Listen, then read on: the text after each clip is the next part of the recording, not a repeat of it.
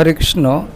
এই ভিডিওতে আলোচনা হয়েছে ভগবানের সৃষ্টি পরিচালনা করতে গিয়ে কি কি রূপে আবির্ভূত হতে হয়েছিল সেই সম্বন্ধে আলোচনা হয়েছে। আপনারা আস্বাদন করতে থাকুন। বন্দে অহং শ্রীগুরু শ্রীযুতপদকমলং শ্রীগুরুন বৈষ্ণবাংশ্চ শ্রীরূপং সাগ্রজাতং সহগণ রঘুনাথান্বিতং তং সজীবম সাদ্বৈতং সাবধূতং পরিজন সহিতং কৃষ্ণ চৈতন্য দেবং শ্রী রাধাকৃষ্ণ পাদান সহগণ ললিতা শ্রী বিশাখান্বিতংশ্চ নমং বিষ্ণুপাদায় ভগবতে প্রিয়াত্মনে ভক্তি কেবল পৃষ্ঠায় গুরুবর গনুগামিনে ভক্তি সুন্দর সন্ন্যাসী নামিনে ভক্তিরূপিণে গৌড়ী ও শাস্ত্র গৌরাঙ্গ খ্যাতি প্রকাশ কীর্তয়। খেলিছ এ বিশ্বলয়ে বিরাট শিশু আনমনে খেলিছ প্রলয় সৃষ্টি তব পুতুল খেলা নিরজনে প্রভু নিরজনে খেলিছ শূন্যে মহা আকাশে তুমি মগ্ন লীলা বিলাসে ভাঙিছ গড়িছ নীতি ক্ষণে ক্ষণে নিরজনে প্রভু নিরজনে খেলিছ তারকার বিশোষী খেলনা তব হে উদাসী পড়িয়া আছে রাঙা পায়ের কাছে রাশি রাশি নিত্য তুমি হে উদার সুখে দুঃখে অবিকার হাসিছ খেলিছ তুমি আপন মনে নিরজনে প্রভু নিরজনে খেলিছ এ বিশ্বলয়ে বিরাট শিশু আনমনে খেলিছ। হরে কৃষ্ণ। আপনারা আস্বাদন করছেন শ্রীমদ্ ভাগবতের প্রথম স্কন্দ অধ্যায় 3 শ্লোক 8 থেকে আলোচনা শুরু হচ্ছে। আস্বাদন করতে থাকুন। আলোচনার বিষয় ঋষিকল্পে ভগবান কী রূপ ধারণ করেছিলেন এবং প্রত্যেক কল্পে তারা কি কি রূপে আবির্ভূত হয়েছিলেন সেই বিষয়ে আলোচনা শুরু হয়ে গেছে। আপনারা আস্বাদন করতে থাকুন। তৃতীয় মৃষি সর্গং বৈ দেবর্ষিত্তমোপেত্যস্য তন্ত্রং সত্যতমাচস্ত্য নৈষ্কর্মং কর্মণ্যং জাতীয়ঃ। অনুবাদ হচ্ছে, ঋষিকল্পে পরমেশ্বর ভগবান দেবর্ষি নারদ রূপে তাঁর তৃতীয় শক্তাবেশ অবতারে আবির্ভূত হন। বেদের যে সমস্ত বর্ণনা ভগবদ্ ভক্তি এবং নিষ্কাম কর্ম সম্বন্ধে জীবকে অনুপ্রাণিত করে তিনি সেগুলি সংকলন করেছিলেন। তাৎপর্যে কি বলছেন? মহর্ষি নারদ যিনি হচ্ছেন পরমেশ্বর ভগবানের শক্তাবেশ অবতার, তিনি সমস্ত জগৎ জুড়ে ভগবদ্ ভক্তির বাণী প্রচার করলেন। সমগ্র ব্রহ্মাণ্ডের বিভিন্ন গ্রহে বিভিন্ন ধরনের জীবেদের মধ্যে সমস্ত মহান ভক্তই হচ্ছেন তাঁর শিষ্য। শ্রীমদ্ ভাগবতের প্রণেতা শ্রীল ব্যাসদেব ও তাঁর শিষ্য নারদ মুনি হচ্ছেন নারদ পঞ্চরাত্রের প্রণেতা, যা হচ্ছে বেদে ভগবত ভক্তি বিষয়ক বর্ণনার সংকলন নারদ পঞ্চরাত্র সকল কর্মীদের কর্মবন্ধন থেকে মুক্ত হওয়ার শিক্ষা দান করে। প্রায় সমস্ত বদ্ধ জীবেরাই সকাম কর্মের প্রতি আকৃষ্ট, কেননা তারা তাদের মাথার ঘাম পায়ে ফেলে তাদের জীবন উপভোগ করতে চায়।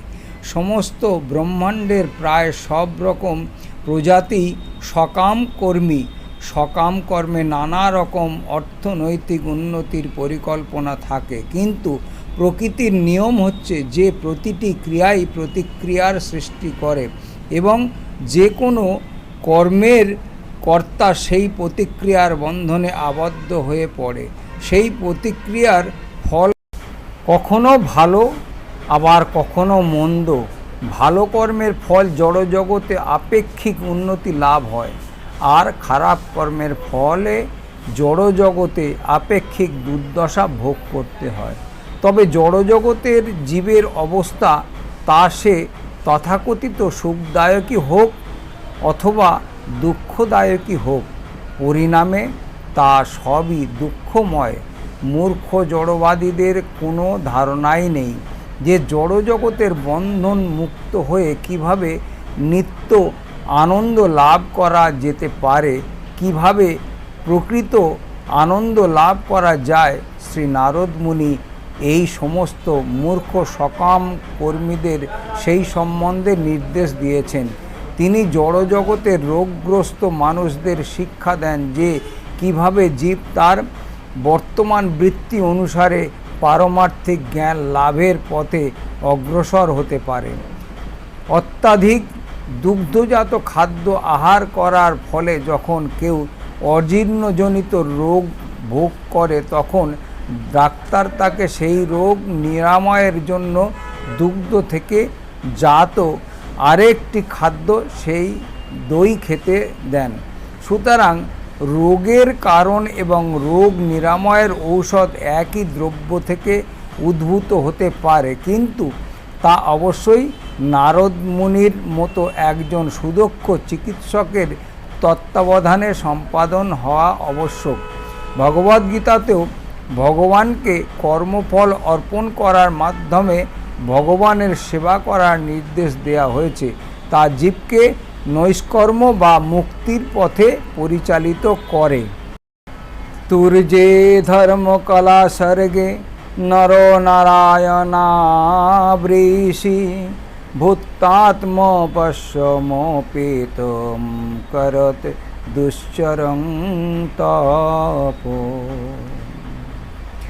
অনুবাদে বলা হয়েছে, চতুর্থ অবতারে ভগবান ধর্মরাজের পত্নীর গর্ভে নর এবং নারায়ণ নামক যমজ পুত্ররূপে আবির্ভূত হয়েছিলেন।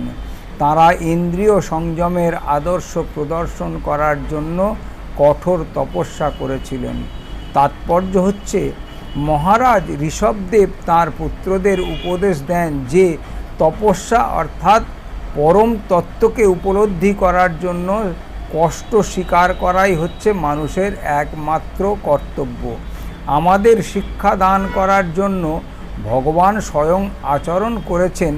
আত্মবিস্মৃতি জীবেদের প্রতি ভগবান অত্যন্ত কৃপালু, তাই সমস্ত বদ্ধ জীবদের তাঁর কাছে ফিরিয়ে নিয়ে যাওয়ার জন্য তিনি স্বয়ং অবতীর্ণ হয়ে প্রয়োজনীয় নির্দেশাদি প্রদান করেন এবং তার সুযোগ্য সন্তানদের তার প্রতিনিধি রূপে প্রেরণ করেন।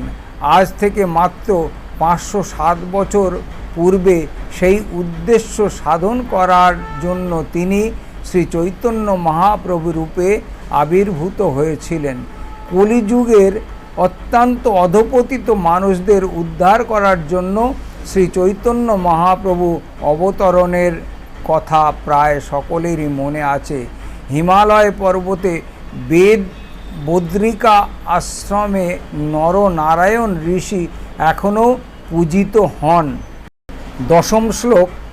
পঞ্চম কপিল নাম সিদ্ধেশ কাল বিপ্লুতম প্রবাচাসুরয়ে সাংখ্যং তত্ত্বগ্রাম বিনির্ণয়ম। অনুবাদে বলছেন, পঞ্চম অবতারে তিনি ঋষিশ্রেষ্ঠ শ্রী কপিল নামে অবতরণ করেন। তিনি আসুরি নামক ব্রাহ্মণকে সৃষ্টির উপাদানসমূহ বিশ্লেষণ করে সাংখ্য দর্শন প্রদান করেন, কেননা কালের প্রভাবে সেই জ্ঞান লুপ্ত হয়ে গিয়েছিল। সৃষ্টির উপাদানগুলির মোট সংখ্যা হচ্ছে 24টি। তার প্রতিটি উপাদানই সাংখ্য দর্শনে বিশদভাবে বিশ্লেষণ করা হয়েছে। পশ্চাত্যের পণ্ডিতরা এই সাংখ্য দর্শনকেই সাধারণত মেটাফিজিক্স বা অধিবিদ্যা বলে থাকেন। সাংখ্য শব্দটির আক্ষরিক অর্থ হচ্ছে যা অত্যন্ত সরলভাবে জড় উপাদানগুলি সম্বন্ধে বিশ্লেষণ করে। এই দর্শন সর্বপ্রথম শ্রী কপিলদেব প্রদান করেন। এখানে যাকে ভগবানের পঞ্চম অবতার বলে বর্ণনা করা হয়েছে। ষষ্ঠম অত্রেরপত্যত্যং বৃতো প্রাপ্তহান সুয়ায়াম আম্বিক্ষী কিমলার কায় প্রহ্লাদিভ্য উচিবানহম। অনুবাদ হচ্ছে, পরম পুরুষের ষষ্ঠ অবতার হচ্ছেন মহর্ষি অত্রির পুত্র ভগবান দত্তাত্রেয়। মাতা অনুসূয়ার প্রার্থনায় তিনি তার গর্ভে জন্মগ্রহণ করেছিলেন। তিনি অলর্ক, প্রহ্লাদ এবং অন্য অনেককে পারমার্থিক জ্ঞান দান করেছিলেন। ভগবান ঋষি অত্রি এবং অনুসূয়ার পুত্র দত্তাত্রেয় রূপে অবতীর্ণ হন। ব্রহ্মাণ্ড পুরাণে পতিব্রতা পত্নীর কথা প্রসঙ্গে দত্তাত্রেয় রূপে ভগবানের আবির্ভাবের ইতিহাস বর্ণিত হয়েছে।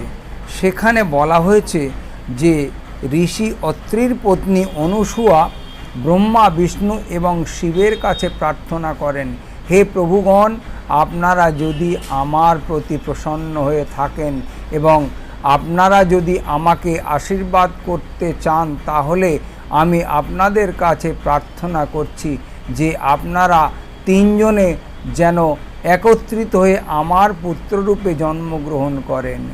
ব্রহ্মা, বিষ্ণু এবং শিব তাতে সম্মত হয়েছিলেন। দত্তাত্রেয় রূপে ভগবান অলর্ক, প্রহ্লাদ, যদু, হৈহয় এবং আরও অনেককে আত্মতত্ত্ব জ্ঞান দান করেন। 11তম শ্লোকে বলছেন, ত্যতঃ সপ্তম আকুত্যাং রুচির্যজ্ঞ হভ্যজায়ত স জামাদ্যৈ শূরগণৈর পাত স্বয়ম্ভুবন্ত্যরম। অনুবাদে বলছেন, সপ্তম অবতার হচ্ছেন প্রজাপতি রুচি ও তার পত্নী আকুতির পুত্র যজ্ঞা। স্বয়ম্ভুব মন্বন্তরে তিনি এই ব্রহ্মাণ্ড পালন করেছিলেন এবং তার পুত্র জাম আদি দেবতারা তাকে সেই কার্যে সাহায্য করেছিলেন। তাৎপর্য হচ্ছে, এই জড়জগতের পরিচালনা করার অতি উচ্চ পদগুলি দান করা হয় অতি পুণ্যবান জীবদের।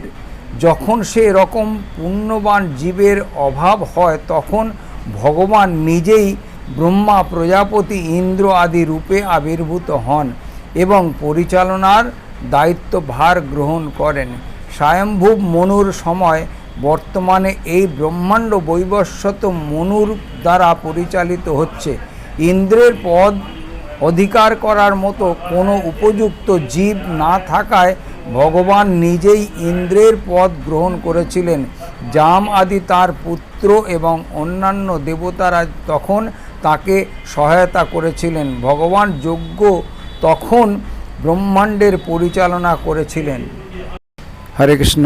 শ্রীমদ্ ভাগবতের আলোচনা এই পর্যন্ত। পরবর্তী লীলা, পরবর্তী আলোচনা এবং পরবর্তী ভিডিওতে আস্বাদন করতে থাকুন। ভালো লাগলে লাইক, শেয়ার এবং সাবস্ক্রাইব করার চেষ্টা করবেন। হরে কৃষ্ণ।